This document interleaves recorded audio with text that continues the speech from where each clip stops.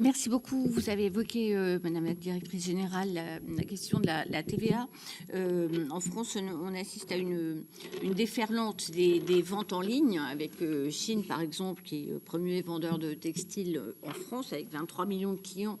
C'est un exemple, mais il y en a bien d'autres. Le point commun de ces plateformes, c'est qu'elles vendent des biens de consommation de très faible valeur, sous le seuil de 150 € qui déclenche le paiement des droits de douane, avec envoi direct et gratuit aux consommateurs, un seuil de 150 € qui, soit dit en passant, devrait, de mon point de vue, être supprimé, et cela sans attendre 2026.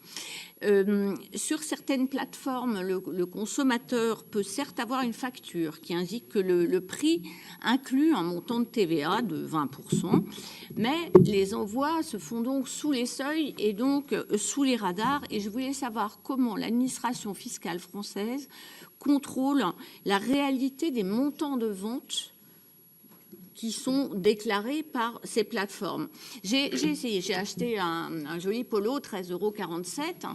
J'ai téléchargé la facture, donc le paiement de droit de TVA, 20% est indiqué sur la facture, donc en théorie tout va bien.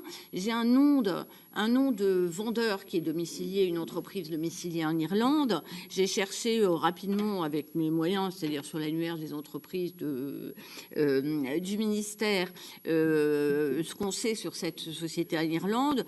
Je vois un numéro de TVA intracommunautaire qui ne peut pas être vérifié, et je vois que cette entreprise n'a, selon votre site, pas de numéro d'identification douane valide. Donc, il s'agit de Chine. Donc, mais encore une fois, il y a d'autres plateformes de ce type. Et je m'interroge, vu la place que prennent ces plateformes de vente en ligne étrangères dans la consommation des Français. On a un problème de concurrence, mais on a un problème de finances publiques aussi, je le crains. Merci beaucoup. Je reviens du coup aux questions de Mme Carrère en la matière. Écoutez, je ne peux que souscrire à ce que vous avez indiqué. La fraude au e-commerce exploitant ce seuil de 150 € en deçà duquel nos moyens de contrôle sont très faibles, on va dire ça, pour pas dire quasi inexistants, puisque comme vous l'avez bien expliqué dans votre exemple, on n'a pas en fait de recours possible dès lors qu'il y a bien un numéro de TVA enregistré, et vraiment quelque chose qu'on a identifié. Donc on a... je pense que vous le comprendrez dans cette audition publique. On ne va pas expliquer tout le détail du plan, mais nous avons un plan. Voilà. Donc ensuite, il y a des seuils qui effectivement sont fixés. Donc ça, on pourra regarder comment ils sont, voilà, s'ils évoluent ou pas. Mais je pense que vous avez correctement expliqué un phénomène qui nous préoccupe également. Et c'est une illustration de la manière dont on collabore entre administrations aussi, voilà, pour apporter des réponses sur la lutte contre la fraude.